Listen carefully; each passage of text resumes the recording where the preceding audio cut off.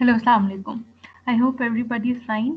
आज है आपका लेक्चर नंबर 22, ठीक है। अच्छा, हम कर रहे थे बेसिकली कुछ स्ट्रैटेजीज हम पढ़ रहे थे, ट्रेड स्ट्रैटेजीज, ठीक है, जो कि एक कंट्री करती है for its economic growth and economic development. तो उसमें हम 3 किस्म के हमने चीज़ों को लिया था ट्रेड स्ट्रैटेजीज में। एक तो थी इम्पोर्ट सब्स्टिट्यूशन, ठीक है, वो हमने कवर की। फिर था एक्सपोर्ट प्रमोशन, वो हमने कवर की। और थर्ड था ट्रेड लिबरलाइजेशन, ठीक है। तो अब हम आज ये पढ़ेंगे कि ट्रेड लिबरलाइजेशन बेसिकली क्या होता है। तो ये एक ऑब्वियसली ट्रेड स्ट्रैटेजी है जो कि इकोनॉमिक ग्रोथ और इकोनॉमिक डेवलपमेंट के लिए बनाई जाती है। अच्छा, ट्रेड लिबरलाइजेशन बेसिकली होता क्या है? Trade liberalisation is the removal और रिडक्शन ऑफ रिस्ट्रिक्शंस, ठीक है।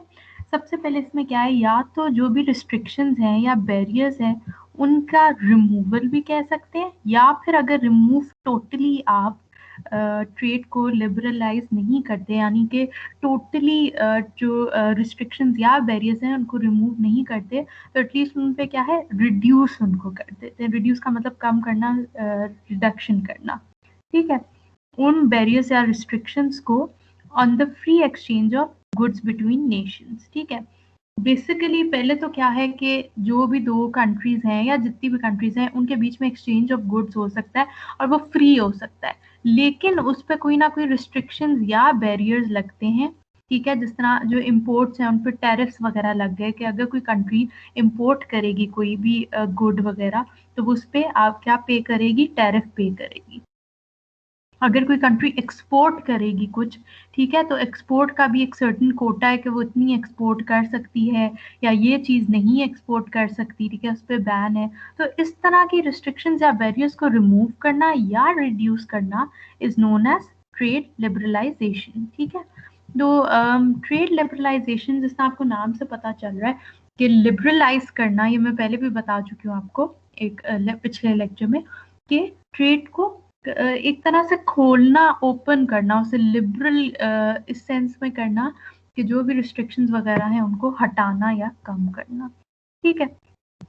दीज बैरियर्स इंक्लूड टैरिफ्स, ठीक है, इसमें टैरिफ्स आ सकते हैं, such as duties and surcharges, extra fee. अब देखो, दो तरह की बैरियर्स हैं, या तो वो टैरिफ बैरियर्स हैं या तो वो नॉन टैरिफ बैरियर्स हैं। टैरिफ बैरियर्स कौन से हैं? जो टैरिफ्स वगैरह हैं वो ये है कि जैसे आप इम्पोर्ट ड्यूटी होती है, ठीक है, कोई भी चीज़ आपने बाहर से मंगवाई है, इम्पोर्ट की है, तो उसके ऊपर ड्यूटी यानी कि चार्ज वगैरह या क्या है, एक तरह का टैक्स लगता है, ठीक है, पैसे पे करने पड़ते हैं। या क्या है, सर चार्जेस, यानी कि जो एक्स्ट्रा फी आपको पे करनी पड़ेगी, किसी चीज़ की प्राइस के ऊपर आप एक्स्ट्रा उसके ऊपर क्या है आपसे चार्ज किया जाएगा।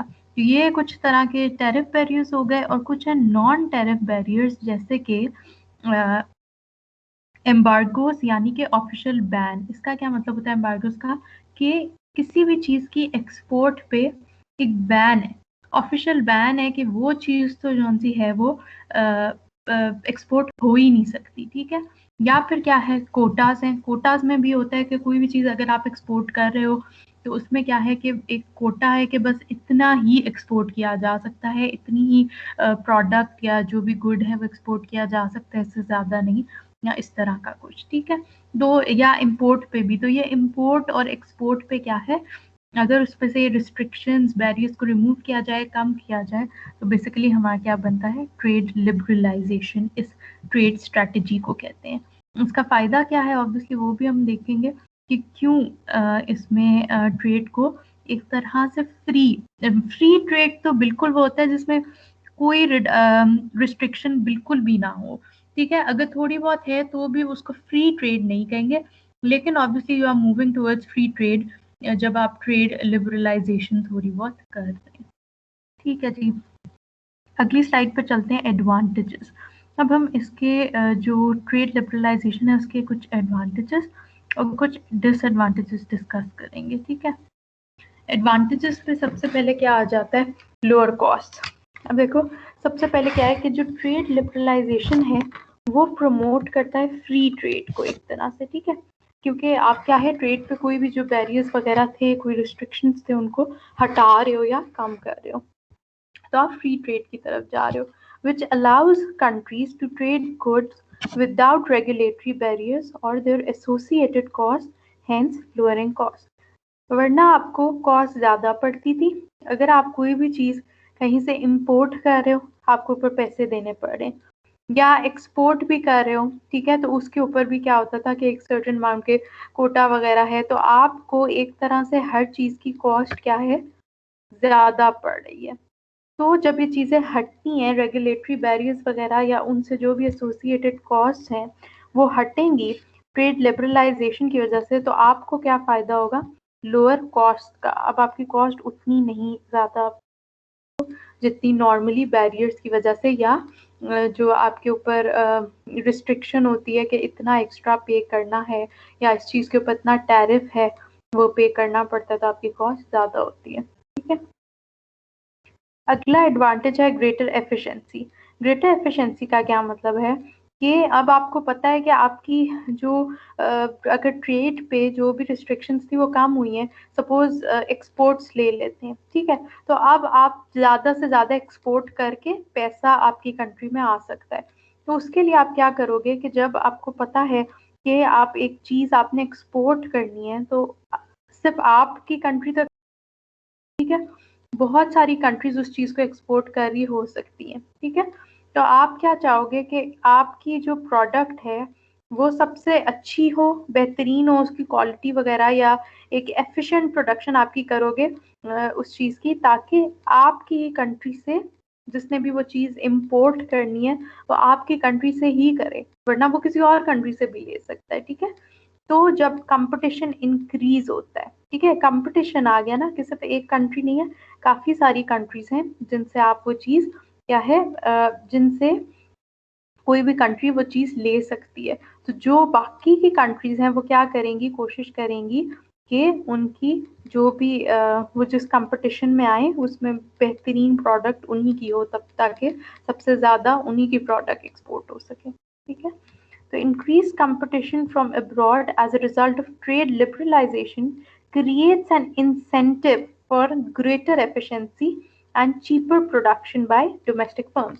तो domestic firms को फिर क्या एक incentive मिल जाता है ट्रेड लिबरलाइजेशन की वजह से कि वो फिर ज़्यादा efficiently अपनी प्रोडक्ट प्रोड्यूस करती हैं, ठीक है, ग्रेटर एफिशिएंसी हो जाती है और चीपर प्रोडक्शन रखती हैं।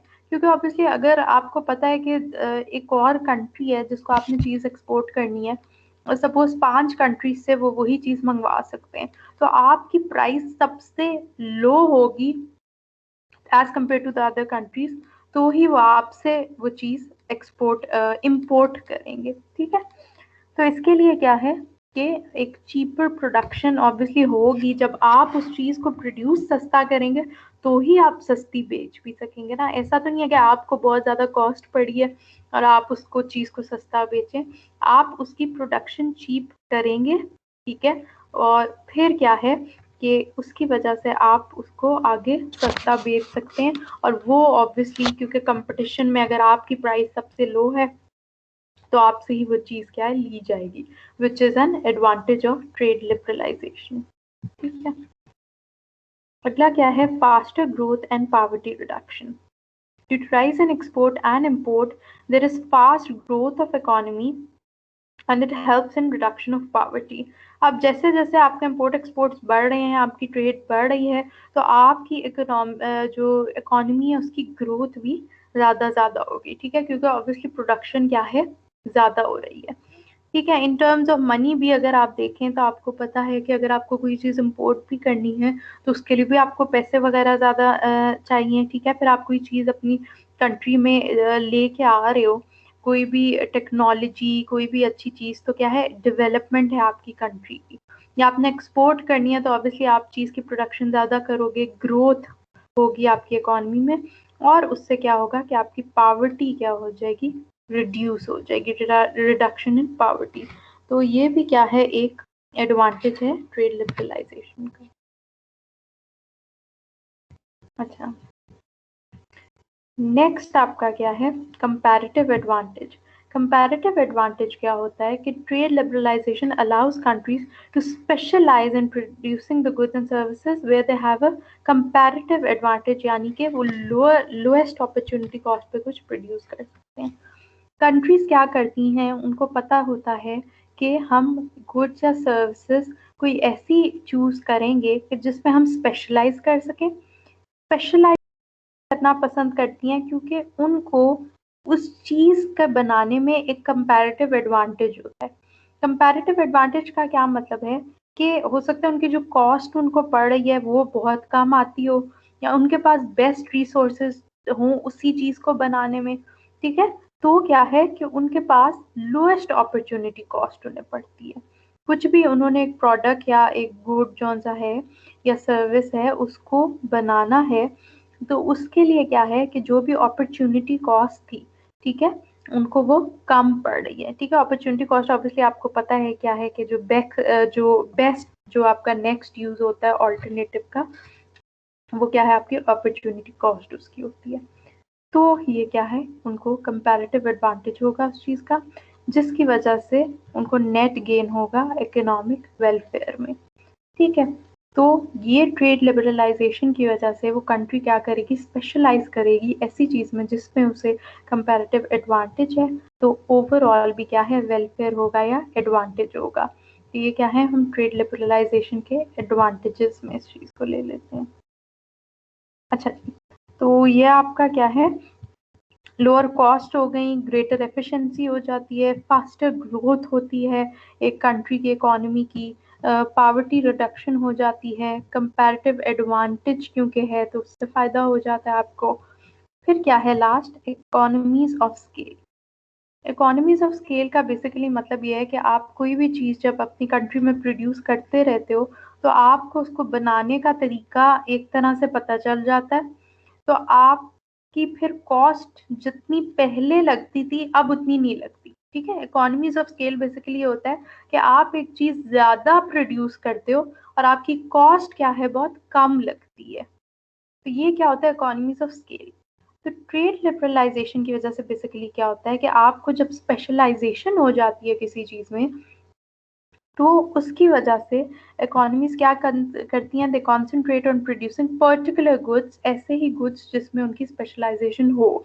इसकी वजह से क्या होता है कि वो चीज़ ज़्यादा से ज़्यादा प्रोड्यूस करेंगी और उन्हें तरीका पता है कि कैसे सबसे जो लोएस्ट कॉस्ट है उस पर वो चीज़ प्रोड्यूस करें, ठीक है, which is the economies of scale. तो this can enable big efficiency savings from economies of scale. Obviously फिर आपकी क्या है, सेविंग्स होंगी एक तरीके से, क्योंकि आप बहुत ही कम कॉस्ट पे वो चीज़ में स्पेशलाइज कर चुके हैं और आप वो चीज़ प्रोड्यूस कर सकते हैं। तो ये क्या है, एडवांटेज है किसका, ट्रेड लिबरलाइजेशन का। सही, अब हम पढ़ते हैं इसके कुछ डिसएडवांटेजेस। डिसएडवांटेजेस, जैसा कि ऑब्वियसली हर चीज़ के एडवांटेज हैं वैसे ही उसके डिसएडवांटेजेस भी हैं। तो ट्रेड लिबरलाइजेशन के क्या डिसएडवांटेज है, स्ट्रक्चरल अनएम्प्लॉयमेंट। स्ट्रक्चरल अनएम्प्लॉयमेंट क्या होता है कि in trade liberalisation some industries grow some decline. आपको पता है जब ट्रेड लिबरलाइजेशन है, ठीक है, आपने सपोज सोचा कि ये वाली दो प्रोडक्ट्स हैं जो कि हम प्रोड्यूस कर सकते हैं अब एक्सपोर्ट करने के लिए, हम एक्सपोर्ट को ज़्यादा से ज़्यादा करते हैं और ये दो चीज़ें हम प्रोड्यूस कर सकते हैं, ठीक है। तो इससे क्या है कि वो दो चीज़ों की इंडस्ट्री तो ग्रो कर गई, लेकिन जो बाकी कुछ इंडस्ट्रीज थी उनकी ग्रोथ नहीं हुई बल्कि वो उन्होंने डिक्लाइन किया, ठीक है। इसकी वजह से क्या होता है कि अब जो लोग वहाँ काम करते थे या जिनको सिर्फ उन चीज़ों का स्किल आता था वो क्या हो गए, एक तरीके से अनएम्प्लॉयड हो गए, ठीक है। तो ये होता है स्ट्रक्चरल अनएम्प्लॉयमेंट, ठीक है। स्ट्रक्चर की एक तरह से चेंज की वजह से जो अनएम्प्लॉयमेंट आती है वो स्ट्रक्चरल अनएम्प्लॉयमेंट होती है। Therefore, there may often be structural unemployment from certain industries closing.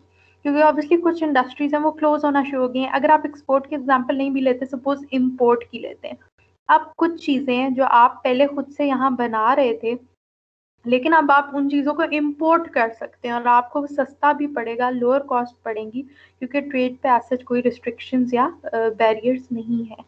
तो वो चीज़ आप क्योंकि इजीली बाहर से मंगवा सकते हैं, तो आप उसकी डोमेस्टिक प्रोडक्शन को एक तरह से ख़त्म कर देंगे।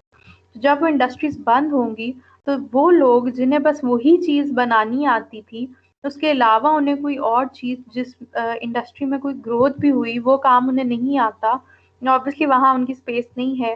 तो एक तरीके से ये क्या है, आपकी अनएम्प्लॉयमेंट हो रही है, which is known as the structural unemployment. तो ये एक डिसएडवांटेज है ट्रेड लिबरलाइजेशन का। सेकंड क्या है, environmental cost. Trade liberalization could lead to greater exploitation of the environment. Example, greater production of raw materials, trading toxic waste to countries with lower environmental laws. Environmental cost आपको कैसे पढ़ना शुरू हो जाती है कि जब आप एक चीज़ की प्रोडक्शन ज़्यादा करते हो ऑब्वियसली, तो उसमें जो भी रॉ मटेरियल्स वगैरह बनेंगे या वेस्ट मटेरियल्स एक तरीके से, उनकी प्रोडक्शन भी क्या है, ज़्यादा। ठीक है, तो इस तरह क्या है, आपको एक बुरा अफेक्ट कह सकते हैं पड़ रहा है, क्योंकि जो टॉक्सिक वेस्ट है, ठीक है, जिन कंट्रीज के इन्वायरमेंटल लॉज इतने अच्छे नहीं होते, वहां वो सारा वेस्ट चला जाता है। इन्वायरमेंटल लॉज क्या होते हैं, सपोज कुछ कंट्रीज में क्या है कि वहां पे अगर कोई इंडस्ट्री का कार्बन ज्यादा से ज्यादा प्रोड्यूस करेगी, ठीक है, एक वेस्ट वाला कार्बन, तो क्या है, उनके ऊपर उसका कार्बन टैक्स लगेगा। ठीक है, तो कुछ कंट्रीज में ऐसे लॉज नहीं है एनवायरनमेंट के रिलेटेड, तो उन कंट्रीज में क्या है, फिर ये सारा जो टॉक्सिक वेस्ट है ये ट्रेड हो जाता है, और उनका एक तरीके से नुकसान है एनवायरमेंटल, उनको क्या है, कॉस्ट या खर्चा या एक बुरी, उनको कह सकते हैं चीज़ जो है मुश्किल पड़ जाती है। तो बेसिकली क्या है, एक डिसएडवांटेज है, क्योंकि एनवायरनमेंट क्या होती है, एक्सप्लॉइट एनवायरनमेंट को करना शुरू कर देते हैं, अपनी चीज़ की प्रोडक्शन को ज़्यादा करने के चक्कर में एनवायरनमेंट का क्या है, नुकसान हो रहा होता है। नेक्स्ट क्या है, इंक्रीज डिपेंडेंसी।